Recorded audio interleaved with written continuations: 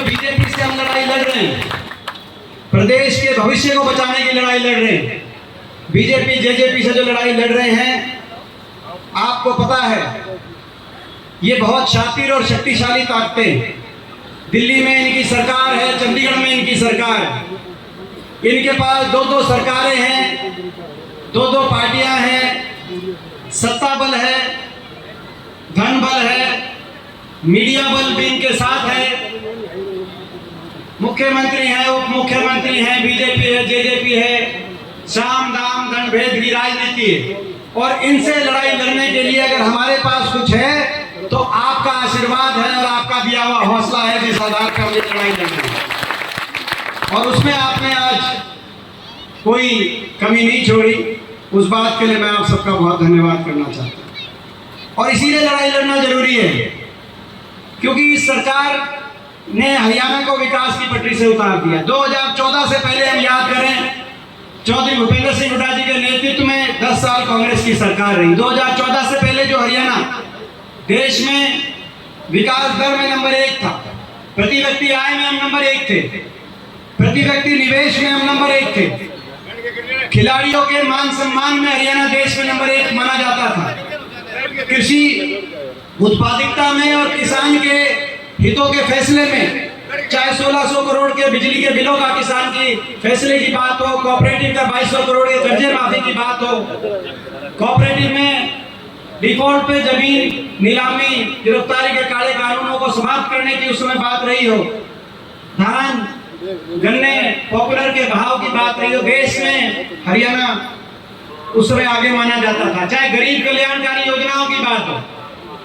100 गज के प्लॉट की बात के फैसले की बात हो, 100 गज के प्लॉट की बात हो, मकान की बात हो, पीने के पानी की टंकी टूटी की बात हो, 20 लाख बच्चों को वजीफा स्कूल में देने की बात हो, गरीब कल्याणकारी योजनाओं में, चाहे बुढ़ापा पेंशन की बात हो, देश में सबसे आगे हरियाणा माना जाता था। और 10 साल भाईचारे में कभी खरोच नहीं आई, ना धर्म के नाम पे, ना जाति पाति के नाम पे, ना भाईचारे में खरोच आई, ना किसी वर्ग को अपने हकों के लिए धरने में बैठना पड़ा, ना किसान को, ना व्यापारी को, ना कर्मचारी को, नौजवान को, किसी को सरकार से टकराना भी नहीं पड़ा, कहीं सरकार को भी बल का प्रयोग नहीं करना पड़ा, गोलियां चलाने की बात तो दूर की बात है, कहीं लाठीचार्ज भी 10 साल नहीं हुआ, अमन चैन भाईचारे खुशहाली से हरियाणा आगे बढ़ रहा।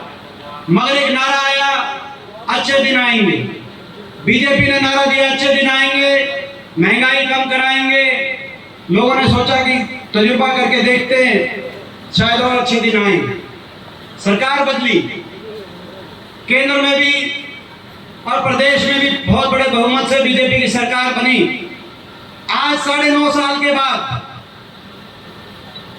उसका नुकसान ये हुआ कि जो हरियाणा देश में विकास में नंबर 1 माना जाता था, विकास के मामले में तो नीति आयोग बताता है कि हरियाणा 17वें नंबर पे विकास की पटरी से उतर गया, लेकिन नंबर 1 अगर पहुंचा दिया इस सरकार ने तो बेरोजगारी में देश में नंबर 1 हरियाणा को बना दिया। हर घर में एक नौजवान बेरोजगार, बेरोजगारों की फौज खड़ी हो गई, ना सरकारी नौकरी मिली, आधे सरकारी पद समाप्त कर दिए, जो बचे उनको अस्थायी कर दिया, कहीं अग्निवीर योजना ले आए, फौज की अस्थायी हो गई, कहीं हरियाणा के में कौशल निगम ले आए, हरियाणा में अस्थायी हो गए। उसके बाद भी कुछ पद बचे, उनकी भर्ती निकली तो पेपर लीक घोटालों के भेंट चढ़ गई, एचपीएससी एसएससी के घोटालों की भेंट चढ़ गई, और फिर भी ले दे के कोई लिस्ट निकली तो उसमें हरियाणा के बच्चों से ज्यादा बाहर के नौजवानों को मौका हरियाणा की लिस्ट में मिला। ना सरकारी नौकरी, ना कोई औद्योगिक क्षेत्र लगा, ना कहीं परमाणु का कारखाना, कहीं थर्मल का कारखाना, कोई औद्योगिक क्षेत्र, निवेश नहीं हुआ। जब फैक्ट्री नहीं लगेंगी, निवेश नहीं होगा, ना प्राइवेट में नौकरी, ना सरकारी में नौकरी। हरियाणा के अंदर देश में सबसे ज्यादा बेरोजगारी, कोई नौजवान आज नशे की तरफ, कोई नौजवान अपराध की तरफ, कोई बेरोजगारी में, हताशा में, कोई अपना घर बार बेच के विदेश की तरफ अपना भविष्य खोलने में मजबूर हो गया। आज हरियाणा का बहुत नुकसान इस खट्टर सरकार ने कर दिया। बेरोजगारी में नंबर 1, महंगाई में नंबर 1, देश में सबसे ज्यादा वैट लगा दिया, टैक्स जो प्रदेश सरकार लगाती है। पेट्रोल, डीजल, रसोई गैस का सिलेंडर, स्कूल की फीस, बिजली के बिल, आज गरीब आदमी के बस की बात नहीं रही। बेरोजगारी में, महंगाई में और भ्रष्टाचार में।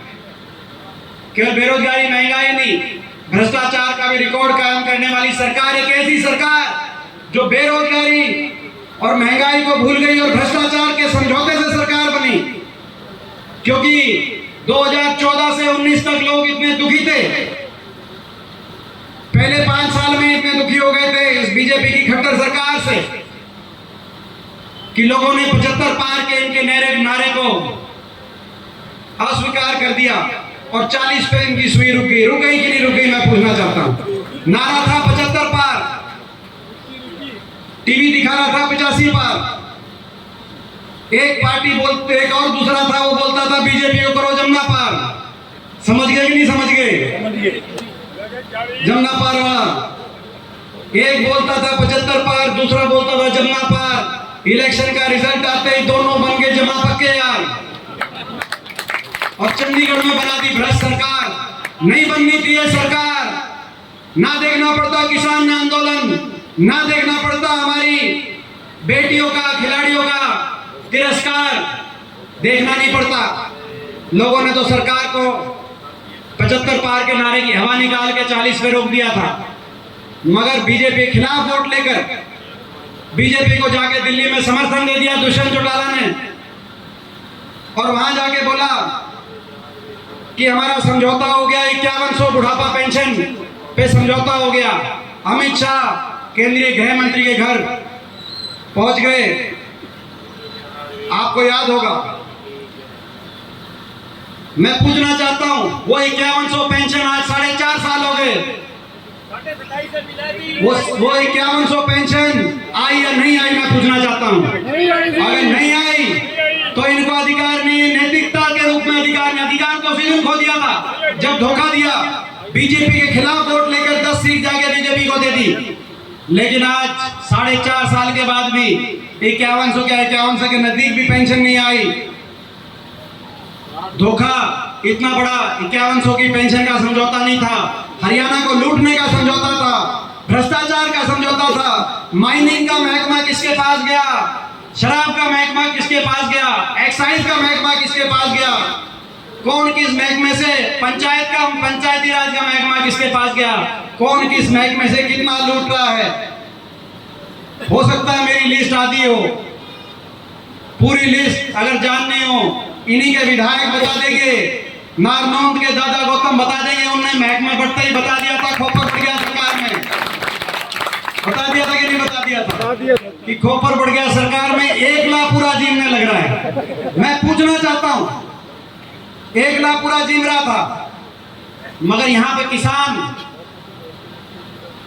सड़कों पे सरकार से के निशाने पे। 36 बिरादरी हरियाणा की, हरियाणा का नौजवान, हरियाणा के पहलवान सरकार के निशाने पे थे। कुछ नैतिकता अगर रहती तो इस्तीफा देना चाहिए था इनको, लेकिन आज ऐसी सरकार, इन्होंने नुकसान बहुत किया, भ्रष्टाचार, बेरोजगारी, महंगाई। लेकिन मैं कहना चाहता हूं आपसे, अगर यहां भी रुक जाते तो भी हमारा बड़ा दिल है, हम काम चला लेते अगर ये काम ना करते। लेकिन इन्होंने तो काम बिगाड़ दिया। एक ऐसी सरकार जिसने हर वर्ग का अपमान किया, आपके मान सम्मान की पगड़ी को, जिस सरकार ने अपने अहंकार से कुचलने का काम किया। देश के इतिहास में आजादी के बाद कोई ऐसा आंदोलन आप सोच सकते हो जहां 1 साल तक देश का किसान सड़कों पे बैठा हो, 750 शव इन धरनों से वापस आए, 750 किसानों ने जान की कुर्बानी दे दी। लेकिन बीजेपी के बैठे सत्ता दल के लोगों में उनके प्रति दया का भाव भी नहीं आया। मेरा सौभाग्य है कि मैं पिछले 20 साल से देश की सबसे बड़ी पंचायत में सांसद के रूप में आपकी नुमाइंदगी करता हूं। पहले 3 बार मैं लोकसभा में रहा और पिछले 4-4.25 साल से मैं राज्यसभा में। लेकिन मेरा दुर्भाग्य भी है कि मैं ऐसे समय उस पंचायत में मैंने वो नजारा देखा जब हरियाणा से 15 सांसद हैं, 15 में से 14 बीजेपी के, 10 लोकसभा के एमपी बनते हैं हरियाणा से, 5 राज्यसभा के, 14 में 14 बीजेपी के एमपी बने हुए हैं एकमात्र विपक्ष में। मुझे अवसर मिला है, कम से कम जब किसान पे और मजदूर पे ये चोट लगी तो मैं देखता था 2 प्रदेशों पे सबसे ज्यादा चोट लगी थी, हरियाणा पे, पंजाब पे, क्योंकि यहां से सबसे ज्यादा एमएसपी और सरकारी खरीद होती है।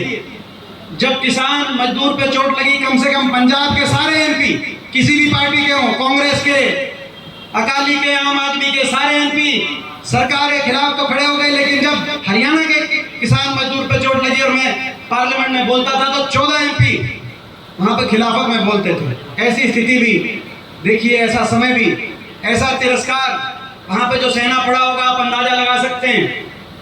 किसान का अपमान,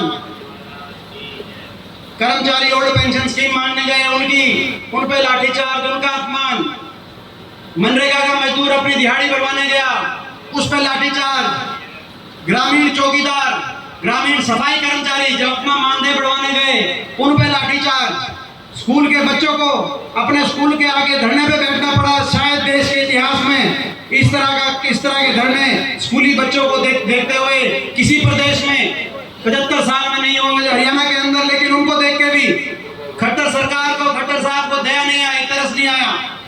सरपंच सोचते थे सब पे लाठीचार्ज हो रहा है, तुम छोटी सरकार हो, तुम्हें बख्शा जाएगा, लेकिन जब ये सरपंच गए इनकी भी अच्छी तसल्ली, सरपंचों को भी इस सरकार ने, और हमारे खिलाड़ी, देश का गौरव, हमारी बेटियां ओलंपिक के अंदर जो मेडल लेके आए खिलाड़ी, दुनिया के किसी देश में ओलंपिक विजेता खिलाड़ियों का ऐसा तिरस्कार, हमारी बेटियों को घसीट घसीट के दिल्ली की सड़कों पे, और जब वो बेटियां अपने मेडल को हरिद्वार गई कि हम ऐसा, अगर हम अपने मान सम्मान और अपनी इज्जत की रक्षा नहीं कर सकती तो हम अपना मेडल गंगा में माने गई, तो एक बयान भी नहीं आया, प्रधानमंत्री जी से लेकर मुख्यमंत्री जी तक एक का बयान नहीं आया। जो इनके साथ फोटो खिंचवाते हैं, जब ये मेडल लेके आएंगे, अभी एशियन खेल हो रहे हैं, हमारे खिलाड़ी मेडल लेके आएंगे, लाइन लगा के लोग फोटो खिंचवाएंगे उनके साथ, लेकिन जब उनकी इज्जत पे बात आई थी, एक का ये बयान भी नहीं आया कि आप धैर्य रखिए, आपको न्याय दिलवाएंगे, ये देश सबका, आपको यहाँ न्याय मिलेगा। ऐसी सरकार जिसने हर वर्ग का अपमान किया हो, और अपमान कौन करता है? जिसमें अहंकार हो, और इनका अहंकार चढ़ गया 7वें आसमान पे। मुख्यमंत्री जी अभी 9.5 साल तक तो निकले नहीं, लेकिन अब हमारे विपक्ष आपके समक्ष और हाथ से हाथ जोड़ो प्रोग्राम को देखकर, हुड्डा साहब की बढ़ती हुई लोकप्रियता को देखकर अब उन्होंने जन संवाद शुरू कर रहे हैं, लेकिन जन संवाद कर रहे हैं कि जन अपमान कर रहे हैं। जहां जाते हैं जिस भी प्रोग्राम में, वहां पर आपको याद होगा जब सिरसा आए तो एक हमारी विधवा लेडीज वो खड़ी हुई, हमारी वो माँ, जिन्होंने कहा कि 22 साल का मेरा बच्चा नशे से चला गया, और जो बीजेपी के संरक्षण में, सरकार के संरक्षण में नशा बेचवाने का काम करता है, उसके खिलाफ कार्रवाई करो। तो उनकी भाषा थी, इनको बाहर करो। आपने सुना होगा। एक और था, उसकी भाषा थी इसकी पिटाई करा।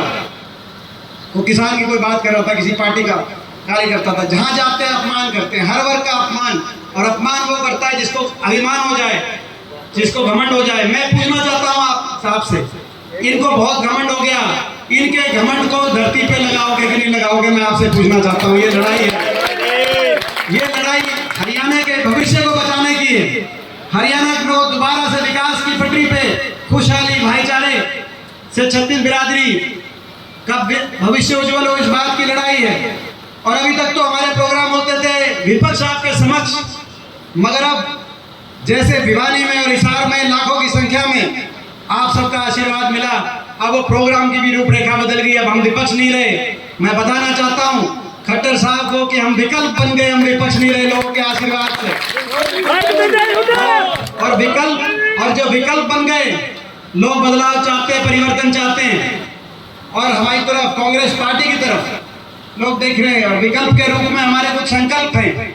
हमारा संकल्प है कि हरियाणा के बड़े बुजुर्गों के साथ जो धोखा हुआ है 5100 पेंशन का, ऐसे धोखे और विश्वासघात की राजनीति का कलंक हरियाणा से मिटाएंगे। हरियाणा के बड़े बुजुर्गों को 6000 बुढ़ापा पेंशन दुनिया देश में सबसे ज्यादा दिलवाएंगे। हमारा दूसरा संकल्प, किसान वो MSP की गारंटी देंगे और 750 किसान जो जिन्होंने कुर्बानी दी है उसमें जितने हरियाणा के हैं हर किसान के परिवार में एक सरकारी नौकरी शहीद का दर्जा दिलवाएंगे ताकि ये हमारा संकल्प है कि गरीब आदमी को ऐसी वर्ग के हमारे भाई हैं बैकवर्ड के छत्तीस बिरादरी के गरीब परिवार 100 गज की हमारी योजना 4 लाख परिवारों को मिले थे लेकिन गरीबों प्लॉट की योजना इन्होंने बंद कर दी। हम उस योजना को दोबारा शुरू कराएंगे। हर पात्र परिवार को 100 गज का प्लॉट भी दिलवाएंगे और 100 गज के प्लॉट पे 2 कमरे सरकारी सहायता से 2 कमरे का मकान इंदिरा आवास योजना के माध्यम से दोबारा से गरीब आदमी को। और हमारा संकल्प है महंगाई का चक्कर तोड़ेंगे और हमारी माताओं और बहनों को राजस्थान की कांग्रेस की सरकार के तर्ज पे 500 रुपए में सिलेंडर दिलवाएंगे। ये हमारा संकल्प, क्योंकि जब हमारी सरकार थी 400 पे था, आज 1100-1200 पहुंच गया, जैसे राजस्थान में गहलोत सरकार ने करके दिखाया है। और हमारा संकल्प है जो हिमाचल की और कर्नाटक की हमारी सरकारों ने करके दिखाया है, महंगाई का चक्कर तोड़ेंगे और हरियाणा के हर बिजली उपभोक्ता को 300 यूनिट फ्री बिजली से जोड़ेंगे ताकि एक राहत मिले। ये हमारे संकल्प है। नौजवान को जो सारे अस्थायी पद हो गए या समाप्त हो गए उन पदों पे दोबारा से भर्ती निकलवाएंगे और नौजवान को 2 लाख स्थायी रोजगार से जो है हरियाणा के नौजवान को ताकि रास्ता मिले और हरियाणा दोबारा विकास के रास्ते पे उसी तेज गति से आगे बढ़े। ये हमारा संकल्प है। मैं आपसे पूछना चाहता हूँ इस संकल्प में रतिया हल्का और फतेहाबाद इस संकल्प में पीछे तो नहीं रहेगा। मैं आपसे पूछना चाहता हूँ सबसे आगे बढ़ो, हम तुम्हारे साथ हैं। भाई देवेंद्र आगे बढ़ो, हम तुम्हारे साथ हैं। भाई देवेंद्र आगे बढ़ो, हम तुम्हारे साथ हैं। कांग्रेस पार्टी। 3 सीट हैं फतेहाबाद डिस्ट्रिक्ट के अंदर, 3 सीट है जो है। इन 3 सीट की जिम्मेदारी आप ले लेना और बाकी आपकी सरकार बनाने की जिम्मेदारी हमारी है। ठीक बात है ना? तो यहाँ हमारी जो है ना हमारी कड़ जो तो कुछ कुश्ती करते हैं तो भाई हमारी जो है ना कड़ की रक्षा आपने करनी है, कड़ नहीं लगने देनी। यहाँ जहाँ छाती अड़ानी होगी वहाँ छाती हम अड़ा देंगे आपके लिए। और इन्हीं शब्दों के साथ मैं अपनी तरफ से बहुत बहुत शुभकामनाएं देता हूँ, बधाई देता हूँ। आज एक गांव से पूरे हलके से जर्नैल सिंह जी के प्रयासों से और मैं गांव भोड़िया खेड़ा को अपनी तरफ से बहुत बहुत धन्यवाद करता हूं। आज गांव में आने का अवसर मिला और ऐसे दिन आए जैसे शिषपाल जी ने कहा कि आज बाई चांस कुदरती जो है बारिश का भी हो गया और तो पोर्टल भी राज और भाई ये पोर्टल का भी जो नुकसान हुआ है किसी को भी पोर्टल से नुकसान नहीं होने देंगे, पोर्टल का अपने आप इलाज कर देंगे। तो ये भी एक बात। तो आज घोड़िया खेड़ा गांव का मैं बहुत बहुत धन्यवाद। आज इतना मान सम्मान आपने बढ़ाया है भाई। जब इलेक्शन में सरकार आपकी बनेगी कोई नहीं रोक सकता आपका जो है आपके आशीर्वाद से जो लोगों की भावना बन चुकी है। और उसके बाद दोबारा से धन्यवादी दौरा जब शुरू करेंगे रतिया हल्के का, जर्नैल सिंह जी मेरी एक ही मांग है आपकी